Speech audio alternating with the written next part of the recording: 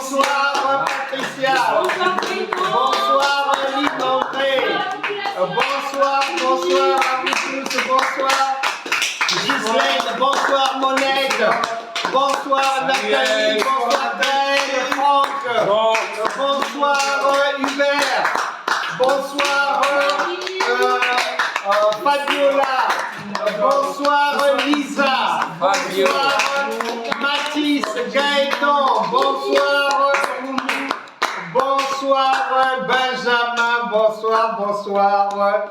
C'est une grande joie pour nous de vous retrouver ici dans ce nouveau cours intitulé Pour être agréable à Dieu. Sachez que nous nous retrouvons ici pour l'école de la foi spéciale jeunesse chaque dimanche à partir de 18h. Excusez-nous pour aujourd'hui ce léger retard. Vous avez la possibilité sur Franck Cana TV de retrouver tous les cours de l'école de la foi. Et nos cultes sont dispensés les mardis, jeudis et vendredis.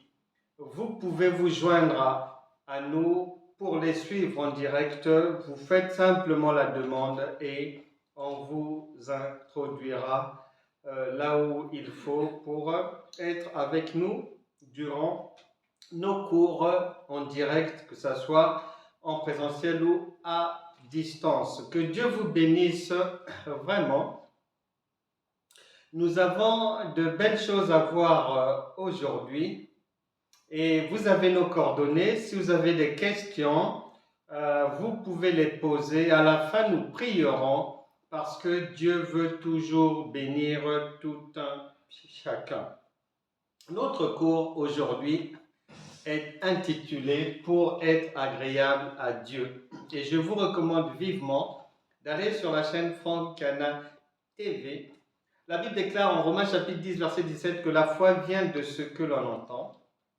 Et il est dit dans ce monde que la répétition est la mère des sciences. Donc n'hésitez pas à aller écouter pour comprendre, parce que lorsqu'on écoute une fois, on ne retient pas grand-chose.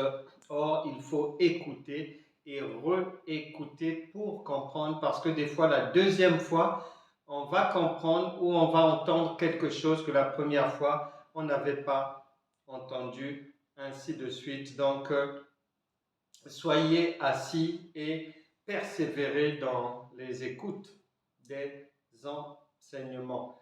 Et n'oubliez pas, surtout que Dieu n'est pas un Dieu égoïste, il est venu pour sauver la multitude. N'hésitez pas à partager les enseignements vidéo. Vous pouvez les trouver sur YouTube. N'hésitez pas à les partager, à inviter vos amis, vos bien-aimés frères et sœurs. Et Dieu leur fera du bien, car il a dit en Actes des Apôtres, chapitre 2, verset 21, que quiconque invoquera le nom du Seigneur sera sauvé. Pour aujourd'hui, pour être agréable à Dieu. Et notre texte de base, là où le Saint-Esprit nous attend, c'est en Hébreux, chapitre 11, verset 6. Nous voulons savoir, que faut-il faire? Que faut-il dire? Comment faut-il être? Est-ce qu'il faut être coiffé comme ceci? Est-ce qu'il faut mettre les rouges à lèvres comme cela? Comment faut se vêtir? Et tout pour être agréable à Dieu. Hébreux chapitre 11, verset 6 est notre texte de base. Madame là-bas. Personne ne peut plaire à Dieu s'il ne croit pas. Celui qui s'approche de Dieu doit croire ceci. Dieu existe et il récompense celui qui le cherche. Ma version dit ceci. Hébreux chapitre 11. Prenez note là-bas. Vous qui êtes à la maison, écrivez. N'oubliez pas de toujours avoir votre Bible, de quoi prendre note et un stylo. Comme ça, vous allez grandir dans la foi. Ne pensez pas qu'en écoutant une seule fois et en priant, que la vie changera ou que vous serez exaucé. Non, puisque le Seigneur a dit en Jean chapitre 8, verset 32, « Vous connaîtrez », on parle de connaissance, la vérité c'est Dieu, et la vérité que vous connaîtrez, elle vous rendra libre, c'est-à-dire vous permettra de facilement réussir dans la vie. Il est donc question de connaissance. Donc, asseyez-vous, prenez des notes. Dans ma version, il est dit, Hébreux chapitre 11, verset 6, il est dit, or, virgule, or, sans la foi, il est impossible d'être agréable à Dieu. Sans la foi, il est impossible d'être agréable à Dieu. La première chose qui va nous intéresser ici, mesdames, messieurs, c'est de répondre à la question, puisque beaucoup de gens en parlent, on est même perdu, on ne sait plus qui fait quoi ou comment, on veut savoir qu'est-ce que la foi? C'est notre première question. Qu'est-ce que la foi? Répondez s'il vous plaît. Dites-nous ce qu'il en est. Madame, allez-y. La foi est une forte assurance des choses que l'on espère obtenir. Ok. Un complément? Monsieur, allez-y. Une phrase qui peut citer la foi est crois et tu auras. Donc, il faut croire pour avoir. C'est ça la foi. Bon. Monsieur, allez-y. Espérer que quelque chose qu'on veut s'accomplira. Espérer. Ouais, l'espérance. Ah, c'est l'espérance, hein, la foi. Pour vous, hein. D'accord. Monsieur, vous avez une définition? C'est de demander quelque chose en croyant, puis dans le futur, le posséder. D'accord. Monsieur, complétez. La foi est la confiance qu'on a envers Dieu. Confiance en Dieu. Madame là-bas, prenez la parole s'il vous plaît. La foi, c'est demander quelque chose et croire que tu l'as déjà reçu. D'accord. Bon.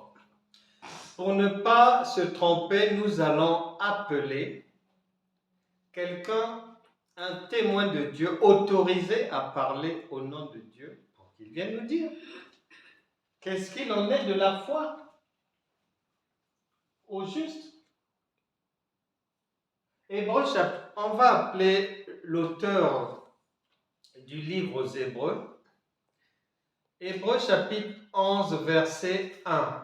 Qui peut nous lire cette écriture, s'il vous plaît? Il dit quoi? Croire en Dieu, c'est une façon de posséder les biens qu'on espère, c'est être persuadé que les choses qu'on ne voit pas existent vraiment. Ok, c'est une façon de posséder les biens que l'on espère, c'est ça, madame? Et ensuite? Et ensuite, être persuadé que les choses qu'on ne voit pas existent vraiment. Être persuadé que les choses qu'on ne voit pas existent vraiment. D'accord. Ma version dit ceci. La foi est une ferme assurance des choses que l'on espère, virgule, une démonstration de celles qu'on ne voit pas. Donc, des choses qu'on espère, on voudrait les avoir, on ne les voit pas, mais on a l'espoir que ça arrivera, n'est-ce pas? Est-ce qu'on est d'accord dessus? Oui, exactement. Très bien. Après avoir été éclairé par l'auteur de l'ouvrage aux Hébreux, on voudrait savoir, cette foi-là, qui peut l'avoir? Qui? Monsieur là-bas. Tout le monde. Tout le monde. Monsieur? Tout le monde. Tout le monde. Monsieur? Tout le monde qui cherche à connaître Dieu. Tout le monde qui cherche à connaître Dieu. Madame là-bas, qui peut avoir la foi? Elle est disponible pour qui? Ceux qui veulent, ceux qui cherchent Dieu, ceux qui veulent la foi. Ceux qui cherchent Dieu. Monsieur? Ceux qui y croient, vraiment, c'est qui... Il espère. je ne sais pas comment expliquer. Madame là-bas. Tous ceux qui croient peuvent avoir la foi. Ceux qui Tous. croient en Dieu, Ah oui? oui. Donc pour vous, tous ceux qui croient peuvent avoir la foi. Non, même quelqu'un qui ne croit pas, je sais pas. Ah, même un incroyant? Bah, il peut espérer avoir Ouais, quelque si, chose, si. même sans Dieu. Même Non, un c'est pour tout le non-croyant. monde. Ouais, même un non-croyant parce que... Même un incroyant? Ouais. Oui. Tout le monde a la foi. Bah oui, quand on prend des médicaments, on croit que ça va nous guérir. Non, même les non-croyants, ils croient ça. Ah. C'est bien, mais je préfère qu'un témoin de Dieu le dise. On va aller vérifier ce que... On va appeler Paul. Madame, qui va nous rechercher ce que... On va appeler Paul, qu'il vienne ici. Et on va l'entendre par Romains chapitre 10, verset 13. Il dit quoi? Les livres saints le disent. Tous ceux qui feront appel au Seigneur seront sauvés. Ah, tous ceux qui font appel à Dieu seront sauvés. Est-ce que pour avoir la foi, il faut être sauvé? Non. Hein? Il faut faire appel à Dieu. Il faut faire appel à Dieu. Ah. Mais madame, vous avez dit que tout le monde, même les incroyants, ont la foi. Pas forcément la foi en Dieu, mais ils ont la foi. Ils ont la foi. Et la foi de qui? De quoi? La foi des choses du monde. Ah, des choses du monde. Vous êtes sûr? Oui. On va vérifier ça toujours avec le témoin Paul. Romains chapitre 12, verset 3. Ça dit quoi? Alors, Dieu m'a donné gratuitement ses bienfaits. Je peux donc dire que chacun de vous ne croyez pas plus important que vous n'êtes, mais que chacun se juge comme il est, selon la mesure de foi que Dieu lui a donnée en partage. Ah, donc, tout le monde a reçu une mesure de foi. Ah oui. Ma version dit, par la grâce qui m'a été donnée, je dis à chacun de vous de n'avoir pas de lui-même une trop haute opinion, mais de revêtir des sentiments modestes selon la mesure de foi que Dieu a départie à chacun. Donc, tout le monde a reçu une dose de foi. Bon, très bien.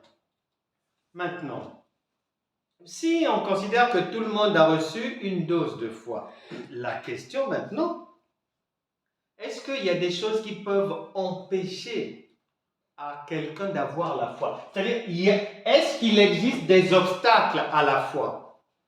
Monsieur? Pour moi, non, parce que même dans la détresse, dans la peur, dans la souffrance et tout, pour moi, il faut continuer d'avoir la foi. Donc non, la foi n'a pas d'obstacle. Monsieur? Péché peut faire baisser notre foi. Ah, le péché, hein? Oui. Ah, le péché. D'accord. Madame là-bas. Les faux témoignages. Les faux témoignages. Les faux témoignages. Faux témoignages. Il y a quoi encore? On a les péchés, les faux témoignages. Il y a quoi encore? Oui. Quelqu'un dans les commentaires cite la peur. La peur. Très bien, très bien. Tout le monde doit participer. Très, très bien. Mon frère, je ne connais pas son nom, mais je le félicite pour sa participation. La peur. Ensuite, madame là-bas, qui avait des mèches là. Oui. Les tentations. Les tentations peuvent empêcher l'éclosion de la foi. Les tentations. Les mauvaises compagnies. Mauvaise compagnie. Mauvaise compagnie. D'accord. Il y a quoi encore? Madame là-bas, est-ce que vous trouvez des obstacles à la foi, vous? Oui, mais il faut que je cherche lesquels. Bon, cherchez, monsieur. Le doute. Le doute. Ah oui. Le doute. Le doute. Ok. Je récapitule. À la question de savoir y a-t-il des obstacles à la foi, vous avez dit le péché, les faux témoignages, la peur, les tentations, mauvaise compagnie, doute. J'en ai encore un. Oui. Les épreuves de la vie. Ah oui? Oui. Les épreuves. Ah bon? Les épreuves de la vie. Très bien. Les épreuves. Maintenant, nous voulons que les témoins de Dieu confirment ce que vous avez dit là. Il nous faut ça. Sinon, nous allons brasser de l'air. Il faut que ceux que Dieu a mandatés puissent confirmer ce que vous dites là. On va appeler un témoin, c'est un apôtre qui s'appelle Jean. Lisez-nous Jean chapitre 9, verset 31, s'il vous plaît.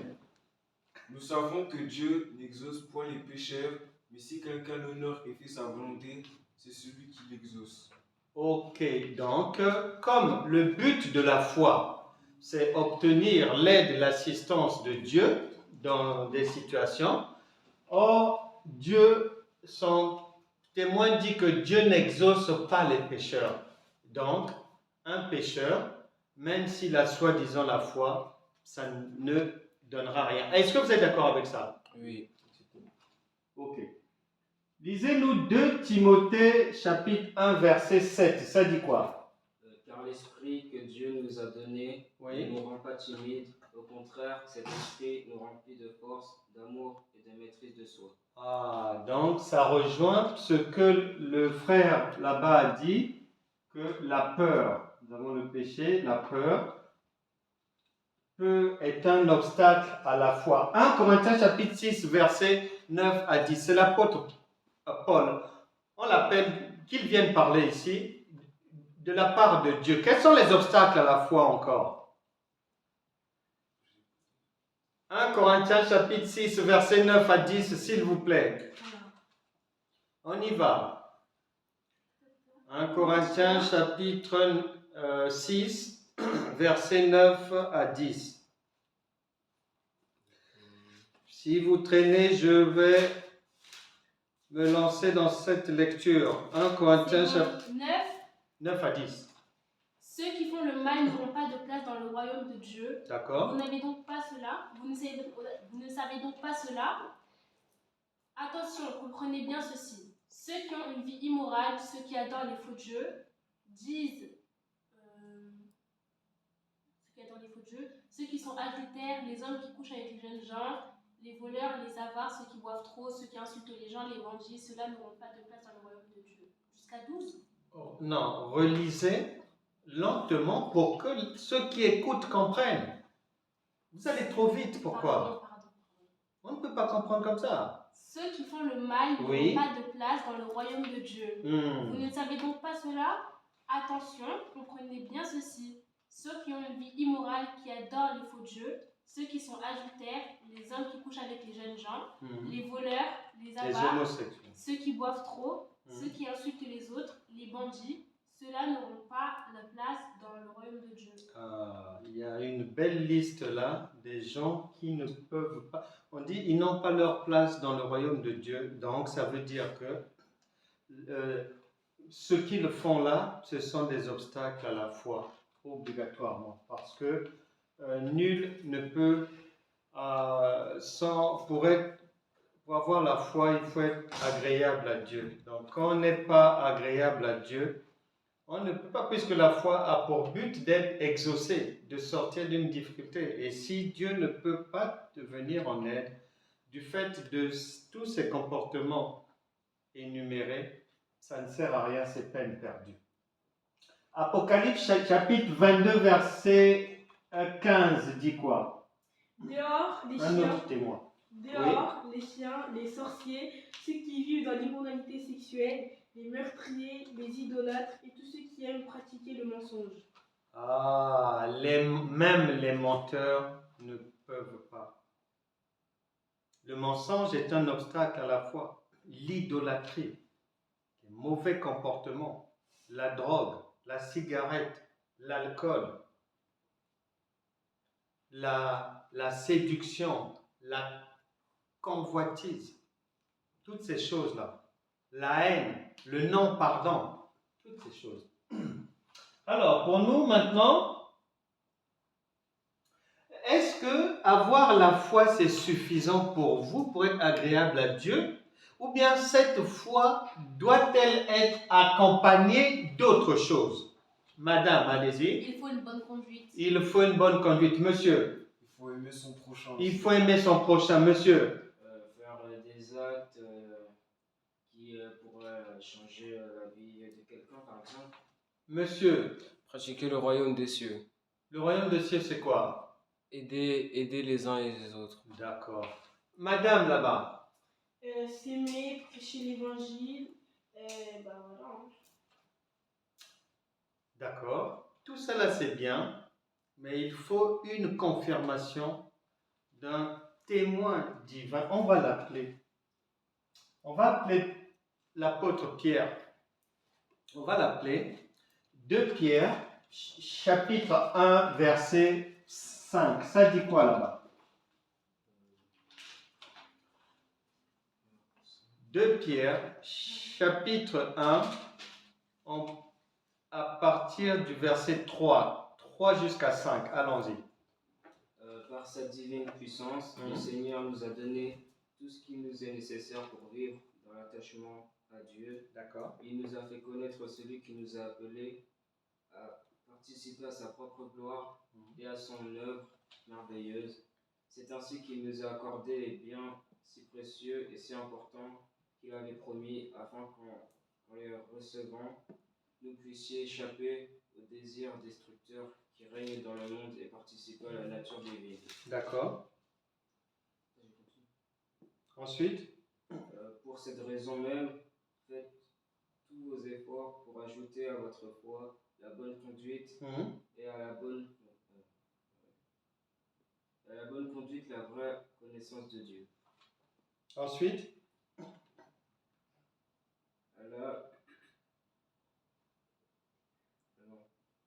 À la connaissance, ajouter la maîtrise de soi.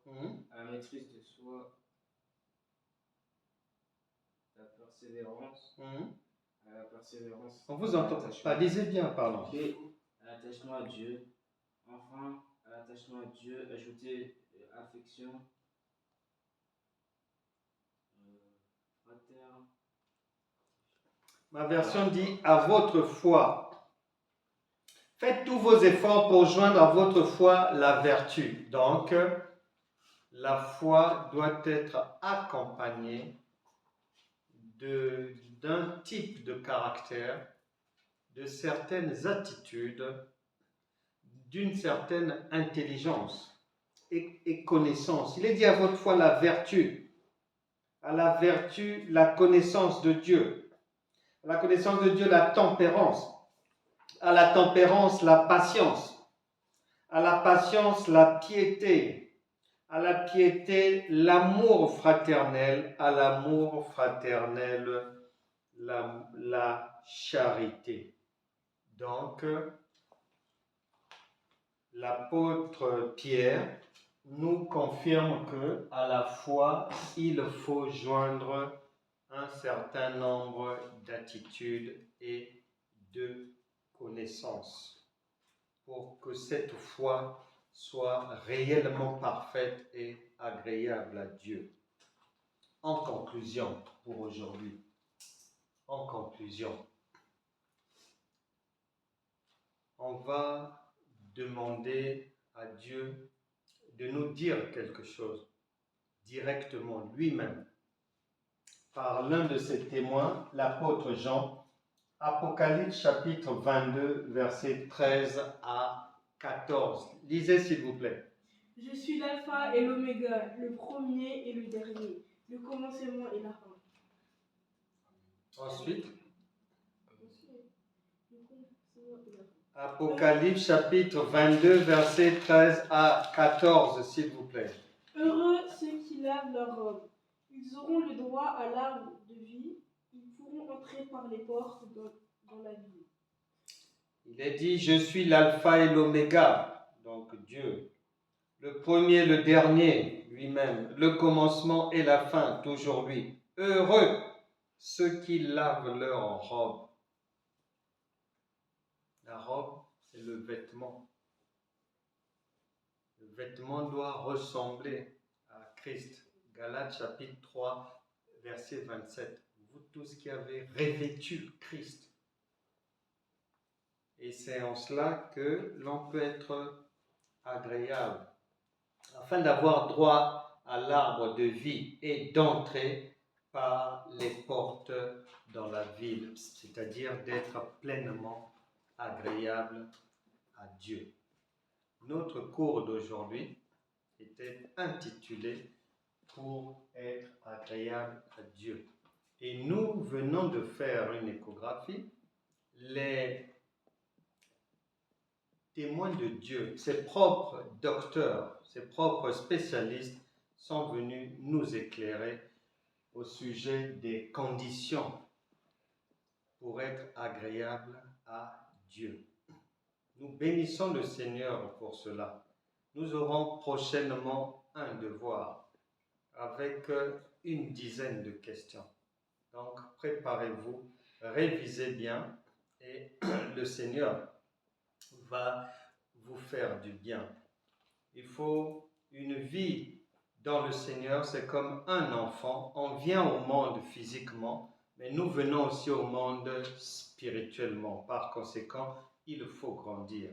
Un enfant, pour grandir, il change de nutrition, de nourriture. À 8 ans, il ne mange plus ce qu'il mangeait à 1 an. À 20 ans, vous ne mangez plus ce que vous avez aimé à 10 ans. Ça change. Et la parole de Dieu, c'est pareil. On grandit de la même manière, en changeant d'enseignement, en allant rechercher la compréhension plus poussée, plus proche de ce que Dieu dit exactement. Mais vous y arriverez. Je crois que vous êtes tous sur la bonne voie et que le Seigneur est content de vous. Nous allons maintenant prier. Que ce soit vous qui êtes ici ou à distance. On va faire une prière, on va reprendre cette prière. Je ne sais pas si vous êtes malade là-bas. Je ne sais pas quelles sont vos difficultés.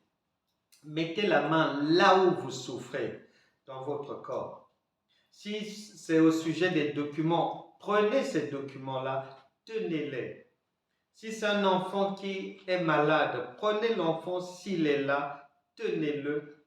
Imposez-lui la main là où il a mal. Si vous avez du mal à voir, maintenant vous avez mal aux yeux, mettez vos doigts sur les yeux. Ce sont des douleurs au ventre, des choses dans le ventre, mettez vos mains sur le ventre, nous allons prier. Si c'est la tête, faites la même chose. Nous allons faire une prière de foi. Jésus enseigne avant de guérir, de délivrer. La parole vient d'être dite, l'heure est maintenant à la délivrance, à la guérison, au miracle de Dieu. Peut-être que tu as des problèmes à l'école, peut-être que tu as des problèmes dans ton stage, peut-être que tu as du mal à trouver une formation, un apprentissage, peut-être qu'au travail tu as des difficultés, peut-être que c'est dans le couple, peut-être que tu as un procès quelque part. Peu importe la difficulté, peu importe le problème, la Bible déclare « Quiconque invoquera le nom du Seigneur sera sauvé ». Vous allez être délivré de cette situation. Vous allez sortir de cette situation. N'hésitez pas à envoyer vos témoignages et le Seigneur se glorifiera de vous bénir encore et encore, car il est toujours heureux que ceux qu'il visite le témoignent, que ce soit par la guérison, la délivrance, l'annulation des dettes, l'obtention de quelque chose, etc., etc. Peut-être que vous avez des problèmes de documents, vous allez recevoir vos documents. Le permis de conduire tardait à venir, ça va aller.